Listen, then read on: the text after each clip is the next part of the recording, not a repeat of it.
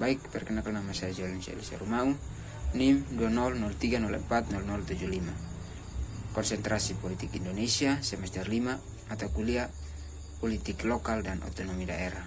Prodi Ilmu Politik, Fakultas Ilmu Sosial dan Ilmu Politik, Universitas Nusa Cendana Kupang.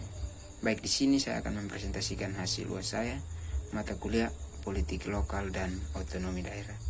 Di sini saya akan menjelaskan elit politik lokal dalam tinjauan teori power cup. Yang pertama, elit politik. Elit politik adalah individu yang memiliki banyak kekuasaan politik dibandingkan dengan yang lain. Yang dimaksudkan kekuasaan adalah kekuasaan sebagai kemampuan untuk memengaruhi orang lain, dan kekuasaan sebagai kemampuan untuk mempengaruhi perbuatan keputusan kolektif.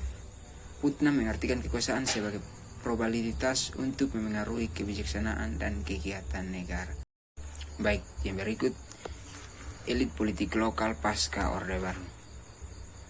Gambaran yang nyata bukan hanya pembagian kewenangan pengelolaan negara kepada daerah.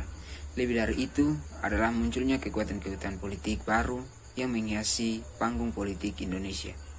Satu sisi terjadi distribusi kekuasaan pada masyarakat lokal, namun sisi lain sudah melahirkan adanya poros kekuatan berlebihan yang terpusat pada perorangan atau kelompok. Yang berikut teori kubus kekuasaan. Power cup adalah kerangka kerja untuk menganalisis tingkat ruang dan bentuk kekuasaan dan keterkaitan mereka. Hal ini berguna dalam membiarkan masyarakat mengeksplorasi berbagai aspek kekuasaan dan bagaimana mereka berinteraksi satu sama lain. Ini memungkinkan secara visual terhadap diri dan kita, termasuk aktor-aktor lain, hubungan dan kekuatan, dan kemudian melihat kemungkinan gerakan, mobilisasi, dan perubahan. Berikut bentuk kekuasaan politik lokal. Kekuasaan politik lokal adalah sebuah bentuk kekuasaan yang terlihat di ruang publik atau mengambil keputusan formal. Seringkali ini merujuk pada lembaga politik seperti legislatif, lembaga pemerintah lokal, organisasi lokal, atau forum konsultatif. Namun mereka sama-sama dapat berlaku untuk arena pengambilan keputusan organisasi. Yang berikut ruang kekuasaan politik lokal. Ruang tertutup, meskipun mungkin menghargai dan hak demokrasi masyarakat untuk berpartisipasi dalam proses pengambilan keputusan yang memengaruhi kehidupan mereka. Dalam prakteknya, di banyak pengaturan ruang pengambilan keputusan sudah ditutup.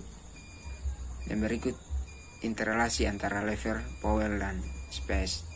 Seperti dikatakan di atas, dinamika kekuasaan tergantung pada jenis ruang mana ditemukan, pada tingkat mana beroperasi dan bentuknya. Selain itu, seperti yang telah disarankan bahwa perubahan yang berkelanjutan sangat mungkin terjadi. Perubahan yang terjadi pada saat-saat langka ketika gerakan sosial atau aktor sosial mampu bekerja. Baik, mungkin itu sekian penjelasan saya. Terima kasih.